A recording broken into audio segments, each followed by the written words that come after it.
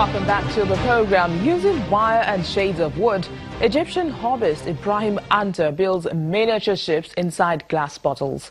He uses wire and small pieces of wood to create and capture miniature replicas of historical ships inside glass bottles.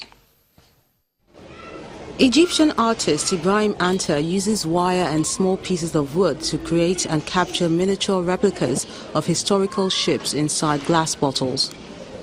While the art has been around for decades, Ibrahim began working on his hobby 9 years ago. A tourist approached Ibrahim at his sand art stand wanting to buy a replica of ancient Egyptian king Khufu's solar boat. Intrigued by the idea, Anta spent the next 2 years looking for someone to help teach him the skill of making replica ships, but couldn't find anyone. So he decided to teach himself, and after several attempts and many broken bottles, finally mastered the unique trade. From the start, with something like this, we start to mark it with a pen and cutter and these tools. I draw the shape on this piece of cardboard using a pencil, and then I start using a small saw to cut it. It is all handmade. I start working my way through the cardboard until I reach a certain shape. Afterwards, I use sandpaper to soften it and collect the shape pieces to work on inside the glass bottle. Skilled at creating objects with intricate detail from his days creating sand art, he can spend up to 2 weeks making a single shape in a bottle. In a small workshop set up in his home, he collects leftover wood from a furniture carpentry store run by his friend and uses it to make the structures, usually measuring no more than 3 to 4 centimeters. And before Egypt's tourism took a hit following the revolution of 2011, Anta's products were in high demand amongst tourists searching for unique souvenirs. But he hasn't sold much since the uprising and political instability in Egypt. A lot of tourists are no longer interested in visiting. And he one day dreams of owning his own shop to sell works of art and even export them abroad.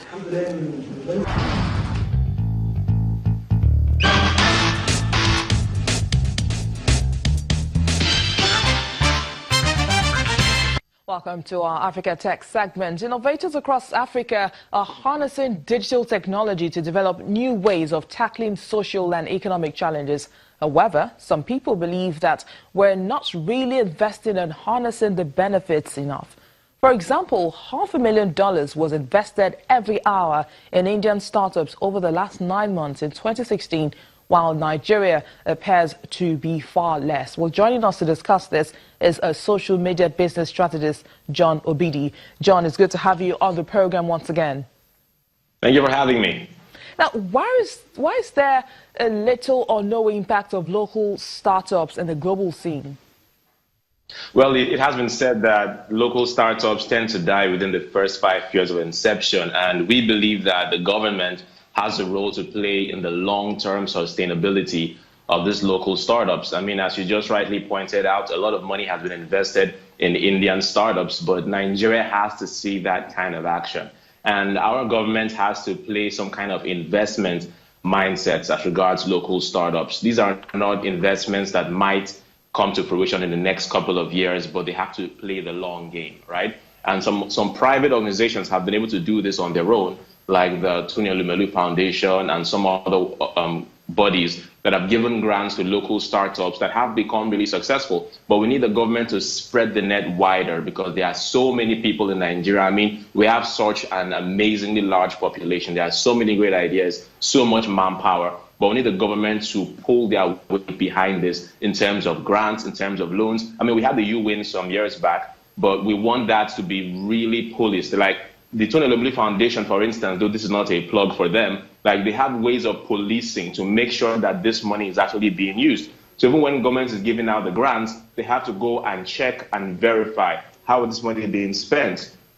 Apart from that, give these local startups technical support, right? Not everyone who has technical know-how about his own business knows how to manage money or knows about investment. So they need to bring support in terms of technical support to give them classes, skill acquisition in terms of how do you manage money, how do you manage a business, how do you manage your staff.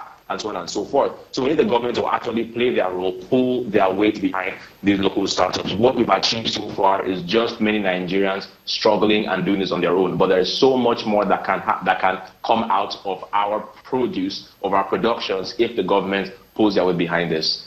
Now, but in spite of these challenges that you have mentioned in a way, I mean, asking for government support, but do we really have large, tech startups in the country? And are they able, is there a possibility that Nigeria's economy can develop further even through the tech industry?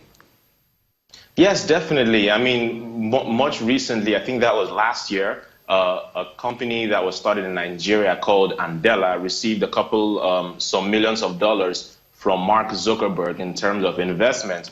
That's great news, but would have loved to see the federal government support such initiatives right here. Andela is one of the tech startups that pays programmers to learn how to code. Great idea, but it's not very exciting when investments into such ideas come from outside the country. If the government can identify these ideas as things that push the nation forward, they should pull their weight behind it. And also, there are some industries in Nigeria where Forex is made available to them as a matter of priority. Now, tech startups, most of their costs are in US dollars. For example, those that are into IT, they pay for server costs. These servers are hosted in the United States and other countries. And because of where these servers are hosted, Nigerians need US dollars to pay for these services. Tech startups should be given Forex as a matter of priority, if possible at the CBN rates, because we are trying to promote our local startups. Aside from that, we need institutional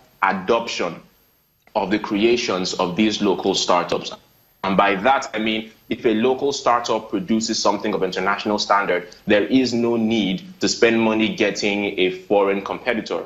We should adopt our own products and grow them. Now, there might be concerns as to quality assurance, but then that's why they are the government. Everything regarding technical assistance, regarding grants and institutional adoption of these projects is for the government to implement. Well, it's good you've mentioned the issue of access to Forex as well. But what other policies do you think can be put in place to help grow and promote local startups, especially here in Nigeria? Okay, that's a beautiful question, and thank you for raising that. I probably would have forgotten to add that. Now, there is a term we call hubs, right? Now, for a while, we've known about tech hubs, ICT hubs, but now there's a new term called industrial hubs, right? And one of the major issues plaguing Nigerian startups is access to electricity and internet access. So hubs are, now, we don't know when the electricity challenge is going to be overcome, but in the meantime, hubs are places that electricity and internet can be provided so that these local startups can go there and set up workspace and be able to produce and then go home. We need the government to do that. So far, the ones that we have are privately owned. And because they are privately owned, there's a limit to the number of people they can take in. But we need the government to really go serious on this and spread their nets. Create a number of ICT hubs that will be professionally managed. I know that some have been created before, but they were badly managed, and so they have to shut down. But all right, John, thank you very much. I know that there's a lot to be said. Okay. And John, of course, we'll keep the conversation going, and hopefully we'll continue some other time. Thank you so much for coming on the program. Me.